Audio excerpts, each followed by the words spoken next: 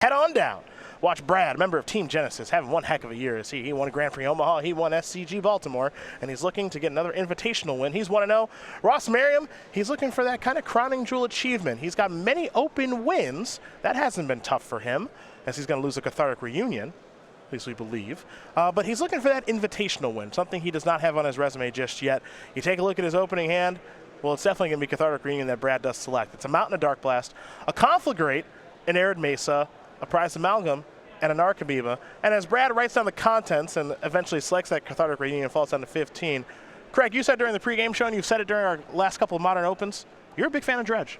Yeah, I like Dredge. I don't think it's the best deck, especially considering how good a lot of the sideboard hate cards are against it. But people just aren't showing up with those cards. You don't see a ton of Rest in Peace. None. We don't see a lot of Scavenging Ooze. We don't see a ton of Leyline of the Void. Correct. Really, we just kind of see Nile Spellbomb out of these kind of Grixis Death Shadows decks. Yes. And not a ton past that. I don't want to make it seem like Graveyard Hate is non-existent. Yeah. But there's not a ton. I think you're right about that. Correct. And I mean, we've seen times when the format is you're playing a Graveyard style deck or you're showing up with 4 Rest in Peace to beat those decks. And that's not the way the format is right now. Looks like Merriam is just replacing a cracked sleeve there. I don't want to think any shenanigans are taking place between these two good friends. As Nelson has sacrificed a Scalding Tarn. And looks like he's going to fall down to 12. Yeah, and we saw Ross on turn 1. Conflagrate for 0. Yep. He just wants to get that. He just wants to get that card in the graveyard. Use the second mode, which is the flashback, of course. Yep. Dump the whole hand. Potentially the whole hand, but at least some of the Dredge enablers. Merriam is someone who's been playing Dredge a lot. He actually won an Open in Syracuse with this deck, so he's very, very familiar with the strategy. He has never deviated from this. As much as people have been enjoying Death Shadow, Ross has not changed and gone the Death Shadow route. He's always been very, very happy with Dredge. Here's a Thoughtseize from Nelson.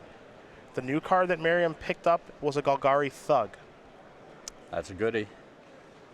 And it looks like he's going to lose a Narcomoeba.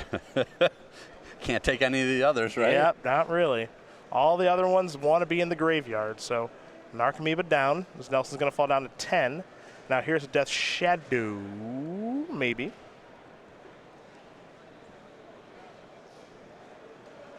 Yeah, I'm going to use one of those words I like to use when someone plays slow. We don't call it slow. Call it methodical. Deliberate. Deliberate, yeah. Yep. Brad going to deliberately play that Death Shadow. So what are you trying to say? I'm not trying to say anything. I'm just saying that we use certain words for certain reasons. Brad's a little deliberate when he plays Death Shadow. It was a very calculated play. Yes, that's nice. I like that. That's a third one in the repertoire. Yeah, we're just going to toss a lot of euphemisms at you guys today. Absolutely. Very methodically cast his 1-mana 3/3. It's interesting seeing Brad play the Death Shadow there because he's running it into the teeth of the Conflagrate.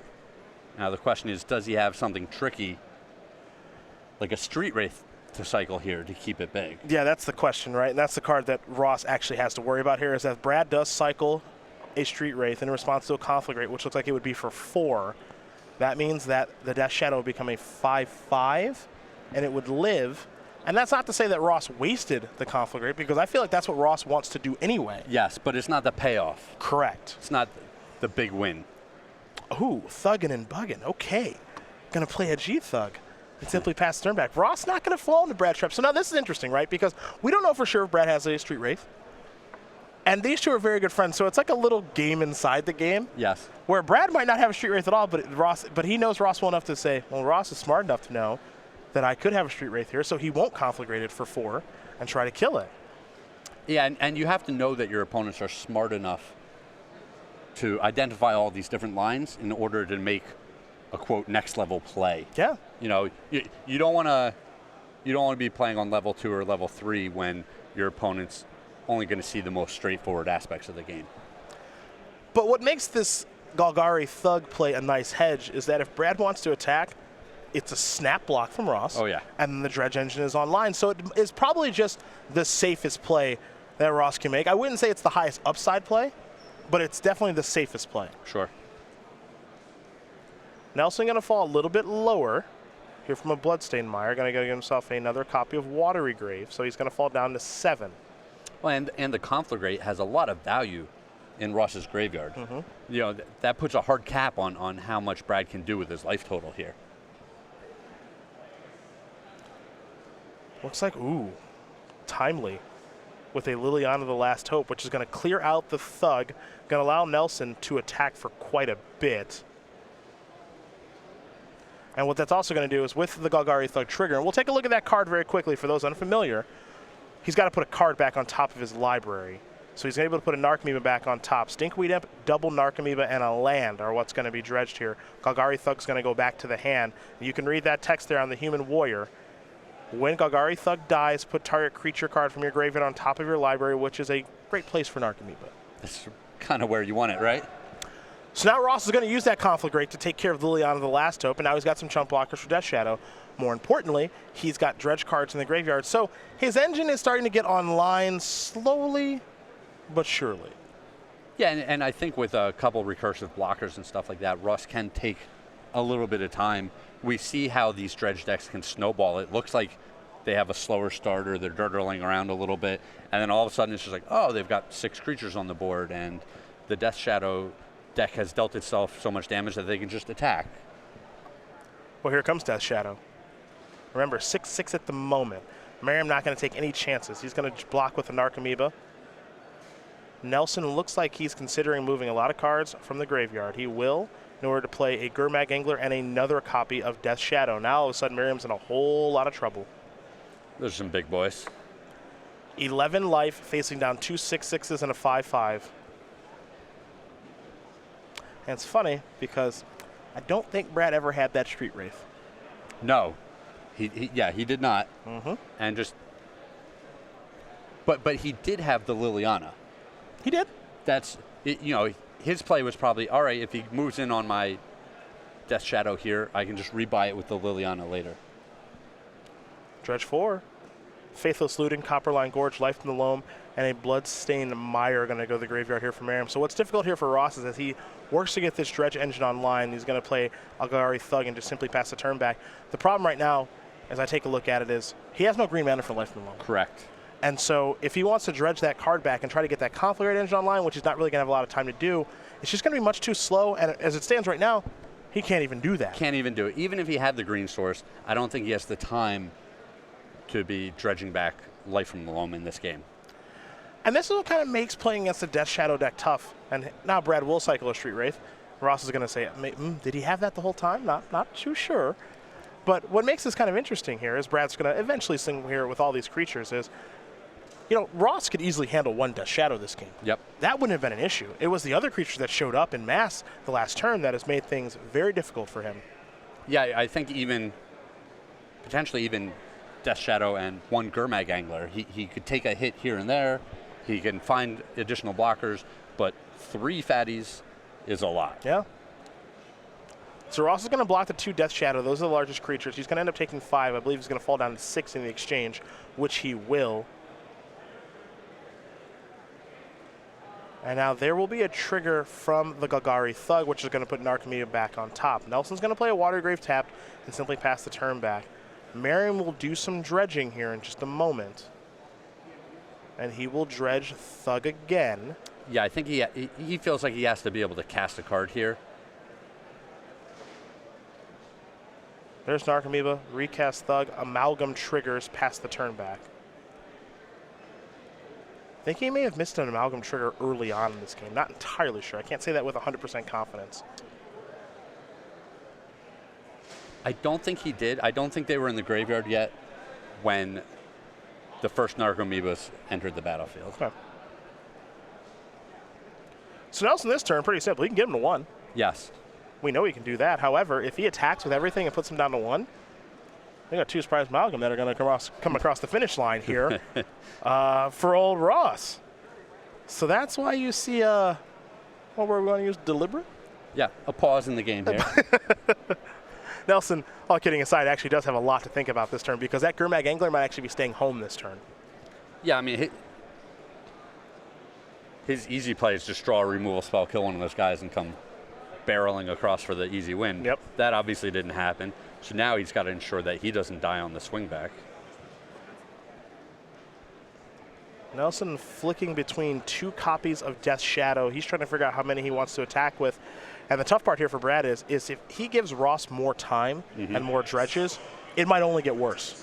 Well, and it'll definitely get worse. If Brad isn't able to advance his board, next turn Ross's board will look this exact same or better, guaranteed. Yeah, I guess that's true, actually. Yeah, if there's no attack, it just looks like this plus potentially more. Well, even with the attack, next turn it's this board plus more. Yeah, because he's going to block each. Narcomoeba's going to go on top. Yep. Dredge Thug again. Yeah. Yep. So we're going to see a repeat, except for this time. Those amalgams will be returned. Ooh, another Narcomoeba is actually probably pretty big here for Merriam. And he's going to replay Thug.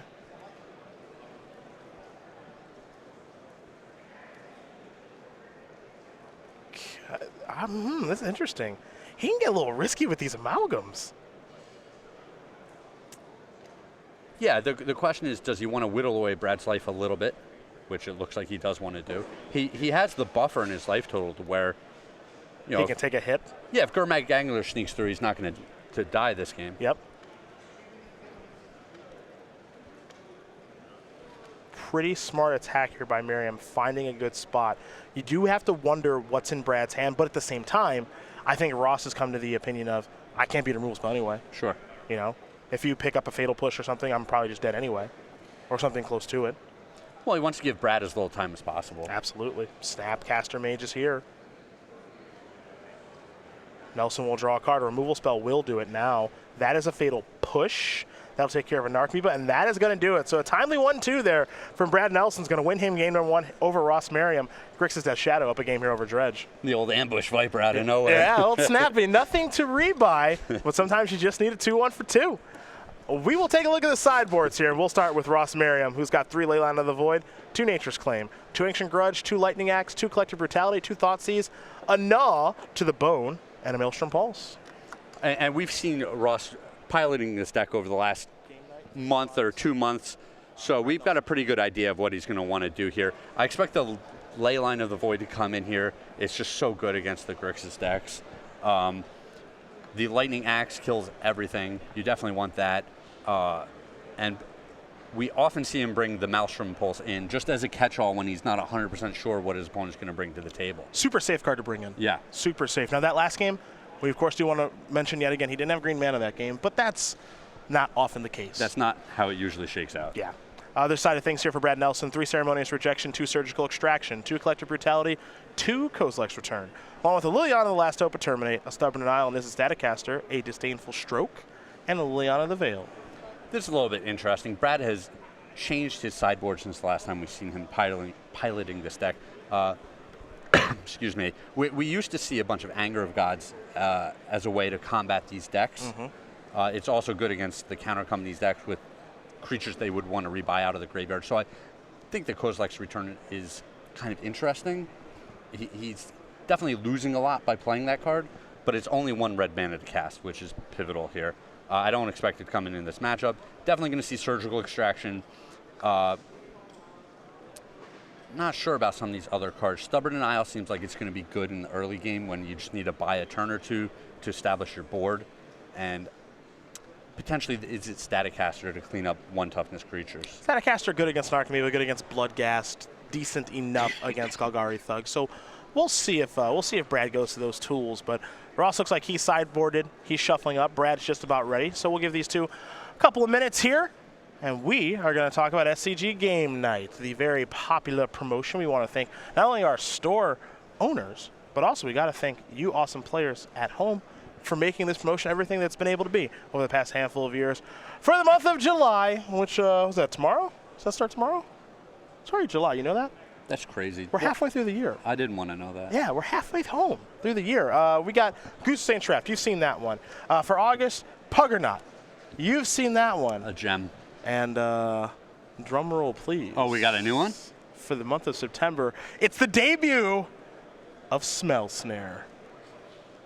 It's a skunk. It is a skunk. I get it. It's a stinky, stinky skunk. Go .starcitygames.com/game night for more information. Welcome little Smell Snare to the party. of our wonderful creature collection. You can get that one in September. We'll also have sleeves and playmats and player bundles of that in September as well. It stinks. It does. It does stink. Brad Nelson, a player we're going to learn a little bit more about right now. Your inaugural Players Champion back in 2014. This is a 31-year-old from Roanoke, Virginia. He's got 10 open top 8s, 3 open wins, 3 invitational top 8s, and 1 invitational win does FF Freak on Magic Online. He's an avid StarCraft 2 fan, one of the best games to watch ever, he says. Was a very good golfer back in the day. Is one heck of a Magic player now with a win at Grand Prix Omaha, where he did not lose a match. So that's a thing that happened. And he, of course, did win SCG Baltimore with Death Shadow, beat Ben Friedman in one heck of a finals. And a member of Team Genesis as well is Brad Nelson, the very accomplished mage who you, of course, see writing on the premium side of Star City Games, making those versus videos and being an all-around entertaining but very intelligent and always kind of just feels like one step ahead when he's playing Magic. Yes. Always feels he's one step ahead. And so what's going to be very curious to me, Grixis Death Shadow, we've seen Brad do this before. This is kind of old school for Brad. What standard deck is he going to play? I'm also super interested in that. That's what I want to know. Arguably the best standard player in the world in this very unique standard format. He basically never misses with standard. And the deck he gave me for the PTQ in Cleveland last week, and even though I didn't make it very far in the PTQ with his Team Energy deck, it looked awesome.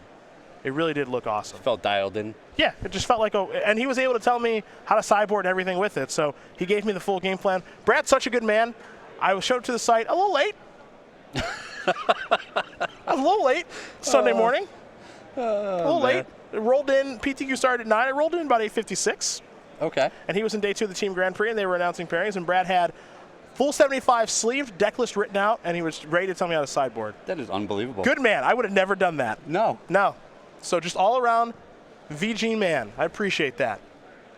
I very much appreciate that, Brad. I was going to make sure I gave him some props for that because I was running it. I was like, I haven't filled out a deck list yet, and this is embarrassing, and I don't even know any of the cards in my deck. And the big fear is that you need to run around to scrape up the last 2 or 3 cards for the deck. I had all 75. Sleeved in his Team Genesis sleeves by Dragon Shield, and had the whole deck list written out, and what a guy. What a guy, I say. I very much appreciate it. You're just really leveraging your friendship to the maximum. I lost so fast in that PTQ. He did all that work for nothing. Ross is going to start things off with a Leyline of the Void, a card you had a feeling was going to come in. Yep. Very good against Grixis because of Gurmag Angler, Tassiger, the Golden Fang, and of course Snapcaster Mage. And now he's got an Insolent Neonate as well. So he's going after Brad's Graveyard, making it so that really his only good threats are Death Shadow. Yeah, and one of the great parts about the Leyline out of the Dredge deck is that the opportunity cost is so low to playing this card. If it's in your opening hand, it's super impactful, and later in the game, you're not even drawing cards, so you're not going to draw one and just have this clunky card. Happy to throw away to a Faithless Looting or a Cathartic Reunion, Conflagrate, so on and so forth. The opportunity cost, as you mentioned, very, very low. That's very appealing about it. Here comes Insolent Neonate. Ross has not sacrificed that yet or has done any dredging yet. That's worth noting. As we're going to head back over to Nelson. He started things off with a Serum Visions.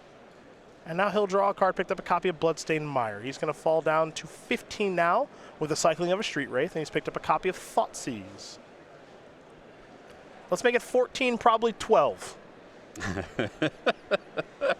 It's just every time, it's still just funny to me. I could cast Death Shadow matches for the next handful of years. Yeah. And it's just still going to be awesome. It's so entertaining. Just, hey, can I just start the game at 10 life? Yeah. Can I do that? Yep. Please? No, you cannot do that. That would be too unfair. Yeah, just keep going. Keep going lower.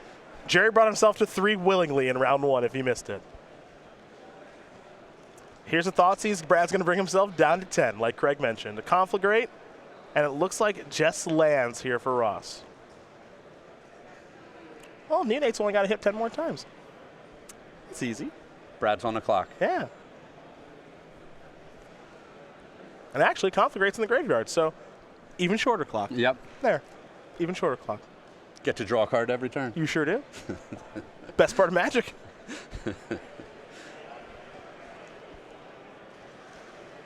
Let's see what Brad's got up his sleeve here. Anything else to do this turn? Now remember, those cards that are over there, those are cards that are exiled. And now here's Death Shadow.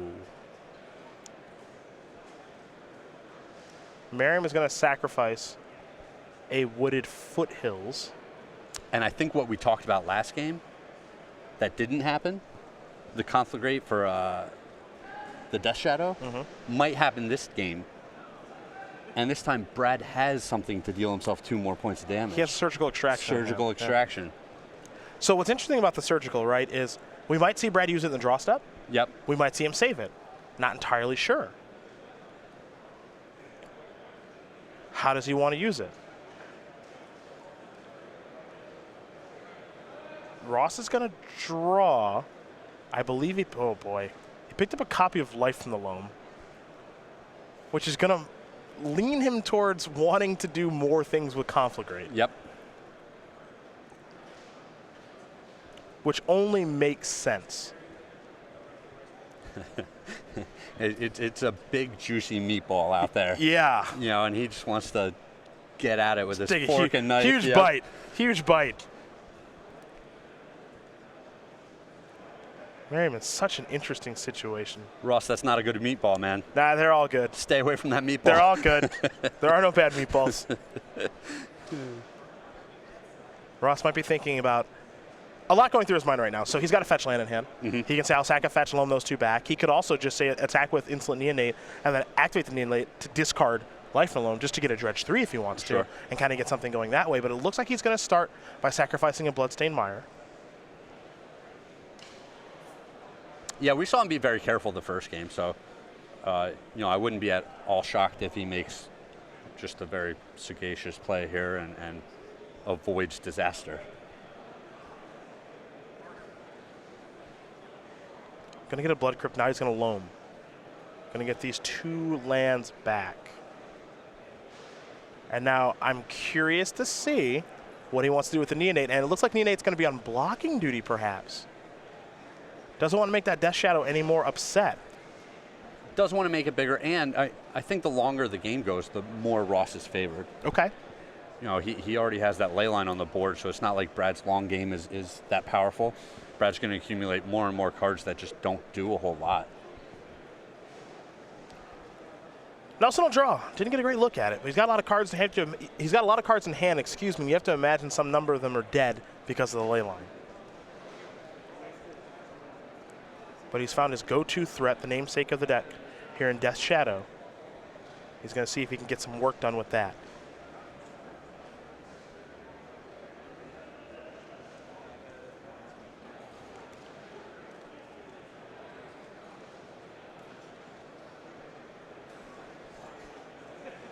A lot of decisions here. You know, Brad wants to cut off that Life from the Loam. He also wants to cut off those Conflagrates. Those are a big problem as this game goes longer. It's just so interesting to see all these different lines of play come up. And oh, by the way, it's, I think, the 4th turn of the game. Yeah. Yeah.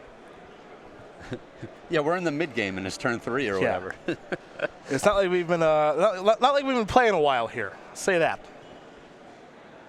Nelson going to cycle a Street Wraith. Going to bring himself even lower.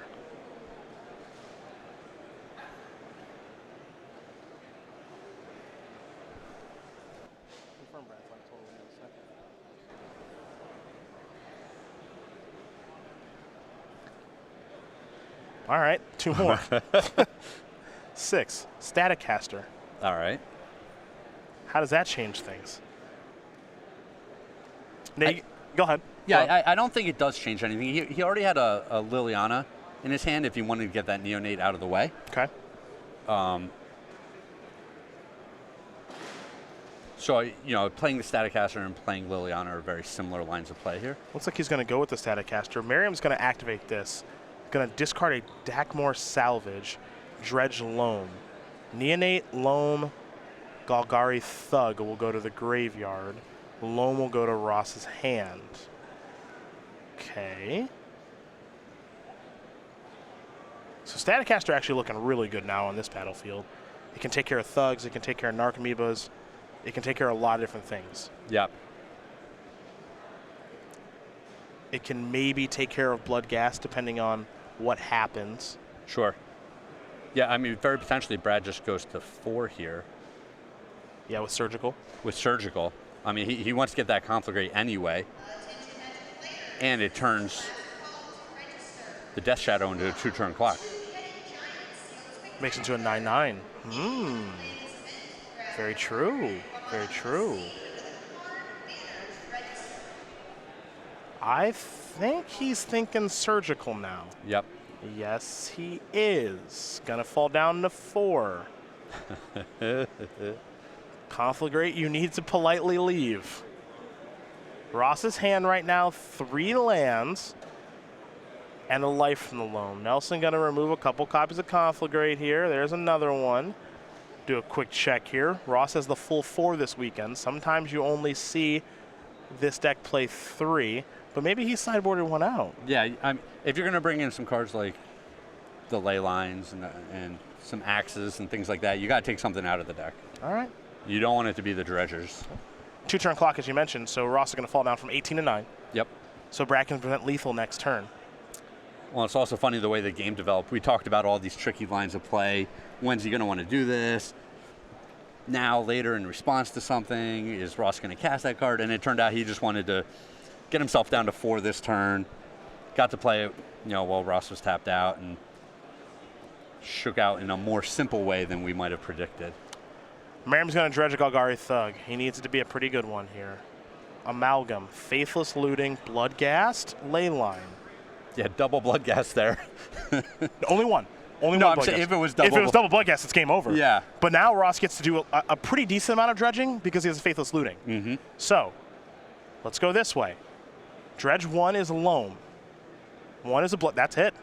2 imps and a Bloodghast, and now he's going to dredge Stinkweed Imp, Narcomoeba Mountain, Narcomoeba, Copperline Gorge, Stomping Ground.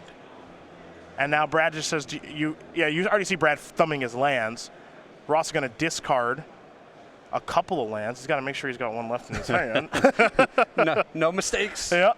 Get back Narcomoebas, play a land, get back Bloodghast. They're going to both have haste because Brad has let less than 10 life come across for exactly 4, and we're going to get ready to play game number 3 as Ross Merriam and Brad Nelson are all tied up here in round 2. Yeah, and that's the power of the dredge deck. I think the first game was actually quite interesting and really close. The second game, interesting, very close at the end there. And both times, to me, Dredge did not have one of its premium draws. I agree with that. He had very little going on in the first couple of turns, super slow out of the gates. The first game, Brad got his big payoff card in Cathartic Reunion with a discard spell. And the Dredge game, the Dredge deck was still able to make those games super close. Yeah. Ross able to stay in it and get the win that game. So he's shuffling up for game number 3. Brad might be going back to the drawing board. We will see. Nothing I think really changes though with the sideboarding, yeah? No, both these decks are very established. There's no real surprises going on. I think they both knew what was going to happen post-sideboard. Well, game number 3 about to be underway here in just a moment. Looks like they're shuffling pretty quickly. So first and foremost, let's talk about the StarCityGames.com YouTube page where you can go back and watch replays of a whole bunch of stuff, honestly. Like this tournament, like Split Second hosted by Jeremy Knoll, like the Versus Series with Brad, Ross, Todd Stevens, newest member, Todd Anderson, oldest member, and of course, Tom Ross. We've got the Commander Versus Series with Jeremy Knoll, Stephen Green, the American Dream, Justin Parnell, and Jonathan Suarez, who is playing in this invitational, so good luck to Mr. Suarez. Magic Online playtesting, best of the SCG Tour, and a whole bunch more. Subscribe today, youtube.com/StarCityGames. Become one of over 119,000 subscribers as these two players almost ready to take a look at their opening hands here. Perhaps Brad considering a little bit different sideboarding, but we turn our attention away from Brad and over to Ross, as he will be on the draw this game. Now, we saw Brad's numbers. They are sizable. Ross no slouch as well, the 28-year-old from Middletown, Connecticut, who now lives in Roanoke, Virginia, producing content here for Star City Games. So not too far for Ross this morning to go to the tournament. 18 open top 8s, 4 wins, one of which with Dredge in Syracuse last year. 2 invitational top 8s. Still looking for that first win, though. Big Jeopardy fan, as you probably know. He appeared on the show in July of last year. Eats eggs for breakfast nearly every morning, and he is a very large Utah Jazz fan because he bugs me about them all the time. Ross, bad news. Gordon Hayward, he's out of there. He's leaving. He's going to Bostonia. Eggs almost every morning, huh? I could do that. Is that a big Is that a big deal? I don't know. Some people have their routines. I like a little egg white, like egg white and spinach omelet this morning at our hotel. Nice. Yeah, wasn't bad. I just don't know how. Is that a compelling storyline for our fans? Some people are really into eggs, man. Yeah, I mean, I tie my shoelaces almost every morning. I don't wear shoes with shoelaces. So what do you think about that? How about right now? This doesn't count. What's going on right now? This doesn't count. These are dress shoes. It's not my fault. Copperline Gorge, Faithless Looting here from Merriam. He'll draw 2. He'll discard 2 here in just a moment. To note, Ross, no ley line this game, so Brad's graveyard is online. Good to go. Yeah. But on the flip side, it looks like Ross has a much better hand as far as dredging goes. One of those premium dredge draws, perhaps. Faithless Looting put a prized amalgam and a Golgari Thug into the graveyard. Nelson's going to cycle a Street Wraith. He'll draw a card. Now, Nelson does have that pesky Surgical Extraction again. He's going to play a Thoughtseize for now. Let's see what Ross is working with. Another copy of Faithless Looting. Another prized amalgam. A Life from the Loam, it looks like. Along with the Deckmore Salvage, a Blood Crypt, and an Arid Mesa. Yeah, and this is the type of hand, if the opponent has no interaction, Ross is going to just end up with a massive graveyard real early in this game and just have so many resources to work with. You know, just free creatures coming in, the potential to get flashback big spells later in the game, the Life from Loam building up his hand. Have access to basically everything. Yeah, this is a hand that has it all, but like you said, Brad does have a Surgical Extraction, and we might see it fired off quite early in this game. Yeah, he might be thinking Faithless Lootings this game. This will be a little bit interesting. 2 in the graveyard right now. Of course, Ross is going to have 4 in his deck total after sideboard, but Nelson with only 1 land. So we're going to head back over to Merriam. He's going to dredge a Golgari Thug. Conflagrate, Stinkweed Imp, 2 copies of Copperline Gorge here for Merriam. Now he'll sacrifice an Arid Mesa. Going to fall down to 19, maybe a little bit lower than that, as he's going to cast a Life from the Loam from his hand. And this is the tough part about having Surgical Extraction as your hate card for graveyard strategies. Brad wants to get everything here. You know, those zombies, those are a problem. The Faithless Lootings, those are a problem. All of the dredge cards, those are a problem. The fireball sitting in the opponent's graveyard, that's a problem. He wants to get it all, and he has to pick and choose which one's the worst for him. Now I want to do a Nile Spellbomb check. Does he have any of those this weekend? I don't think he does he? He showed up with Surgical Extraction instead. Okay. Those are the choices you make, though, because you can't cover everything in Modern. Correct. Which is actually some of the appeal to the format, is because if you could beat everything, then we have the best deck. Yep. And while Death Shadow is a very good deck, it doesn't cover everything. So here you mentioned that Brad would like to get every single card. I 100% agree with you. He would love to rip off a Nile Spellbomb here. Yep. Take care of the whole graveyard. Now he's got to really pick and choose with the Surgical Extraction he has in his hand, as he's at 11 life here. Well, and that's what I said during our pregame show. One of the reasons I'm a fan of Dredge is because there are enough big players out there in Modern. There's enough other decks making a splash.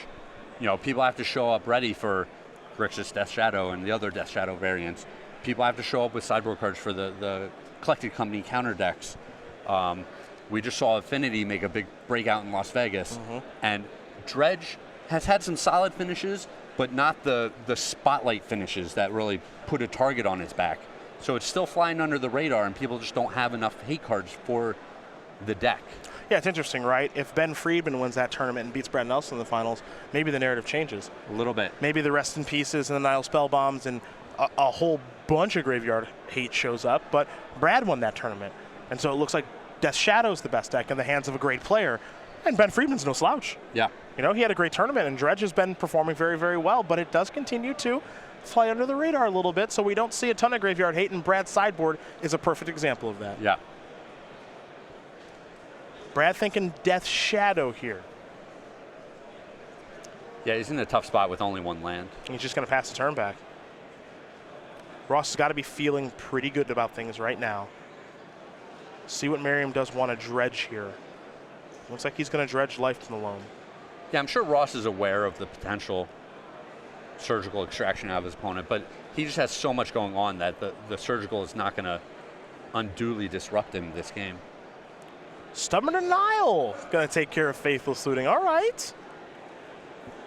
Just regular mode. Now Nelson has picked up a land. So he thought about tapping out for Death Shadow this turn, that last turn, decided against it, kind of got paid off a little bit. Yeah. Big payday there.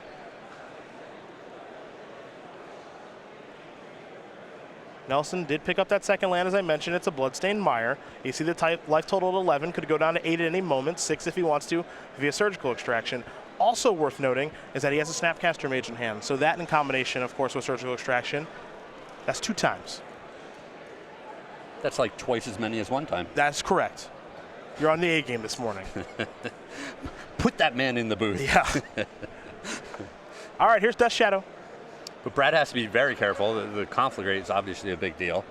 And we saw basically a mini fireball when it was just 2 vampires that showed up with haste last game. Yeah, those 2 Bloodghast with haste were good enough to get the job done. You know, there's not a whole lot of decks that punish the Death Shadow deck for dealing itself that much damage. I'd say Dredge is one. Dredge is one of them. Yeah. Stinkwinnip's going to Dredge 5. Among those cards, you saw Bloodghast. You also saw Golgari Thug.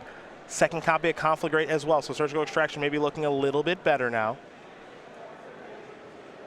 Merriam's got to be wary of a couple of cards at the moment. For one, we just saw a Stubborn Denial last turn, so you have to be worried about it again. Surgical Extraction, which Ross did see in the last game, he has to be wary of again. Here's an Arid Mesa. That's going to trigger the Bloodghast. Bloodghast is going to come back, which will trigger Amalgam so long as Ross remembers. Remember that Amalgam all the way down over there. Normally he pulls it to the side. I'd hate for him to forget.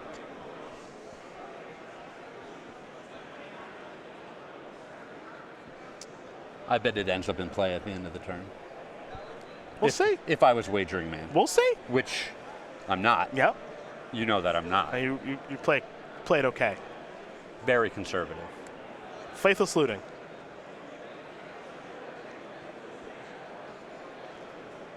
Is it clear for takeoff? It is. Going to start by dredging a Thug. 2 Cathartic Reunions and a Bloodghast, the relevant stuff here. Now Ross has drawn a card for the second part of Faithless Looting. Of course, just draw 2 cards. He dredged 1, he drew 1. Now he's going to discard a couple of cards.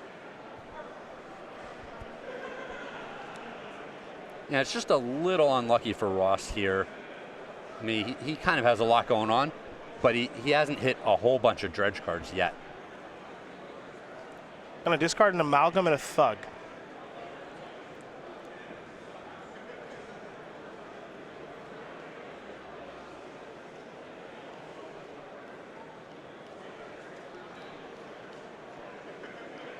Now remember, he's got a Bloodghast in the graveyard, and he can sacrifice Arid Mesa. Assuming he has a land to search for, get a land. That'll trigger Bloodghast, bring that back, and then that'll trigger the Amalgams to come back. Well, 1 Amalgam's already been triggered this turn. As long as he remembered. As long as you remember. Yep. And so the 1 will come back here. And that'll trigger the other one. And then the other one will see that one came back. Correct. But it's all a moot point now. Yep, because Brad's got the Surgical Extraction. So he decided to stop the creatures instead of the Conflagrates. Okay. Now remember, Brad's got Snap in his hand, so he can take care of Conflagrate if he'd like to. Yeah, he can run it back,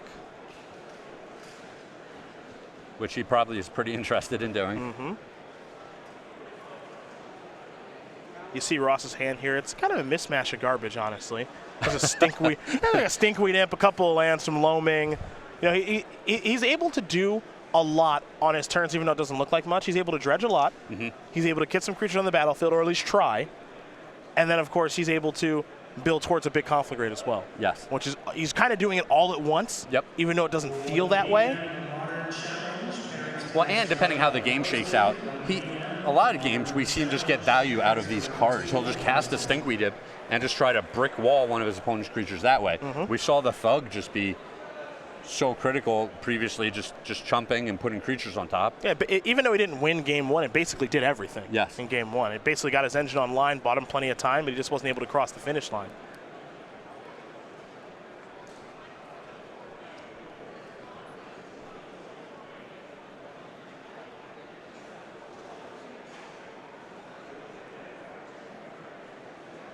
And with how hamstrung Brad has been on mana this game, he's done a very good job of kind of mitigating the level of damage that he could take.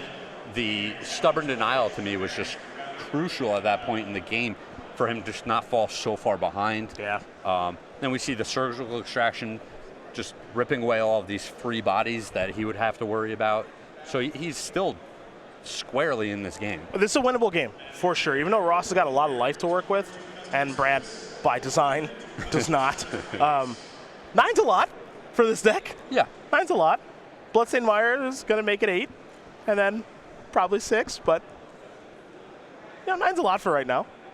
Well, and yeah, the Snapcaster on the Surgical could be. Let's call it 4. Could be 4 if you Let's wanted it call to it be.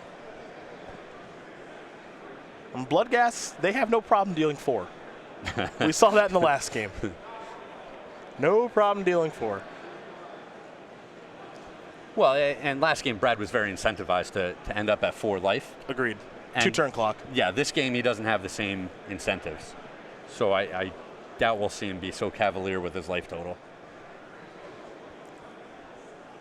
All right, Bloodstained Mire, you're in the graveyard. Nelson's going to fall down to at least 8. Let's make it 6 via Blood Crypt.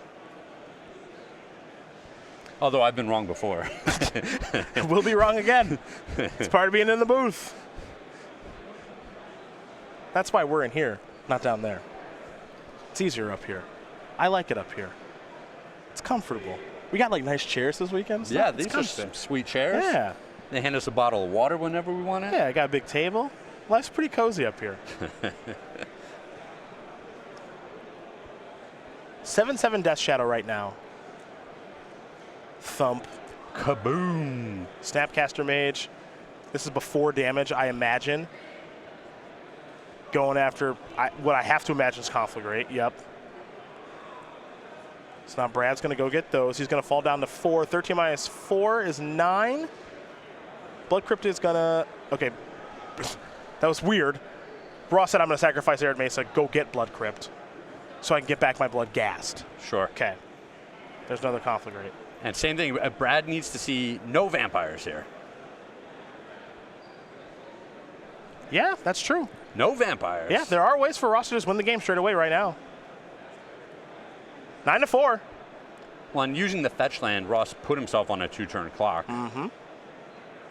Golgari Thug, Leyline, Insolent Neonate ×2, and a life from the Loam. Ross with plenty of cards in hand could probably double spell this turn. In, Snapcaster Mage down. Brad down to 2. Bloodghast's going to come back. Ross down to 7. Let's play a Stinky. Let's play a Thug. 2 of those creatures can block. Does Brad have a way to get 2 creatures out of the way? It's a slow peel. It sure was. Picked up a copy of Surgical Extraction. Oh, it's a Kozilek's Return he would have had for the win, but he did not draw a land. And Ross Merriam is going to win this game and match over Brad Nelson. 2-1. Dredge going to just hang on against Grixis Death Shadow. It's going to put Ross Merriam up to 2-0, and Brad Nelson's going to fall down to 1-1.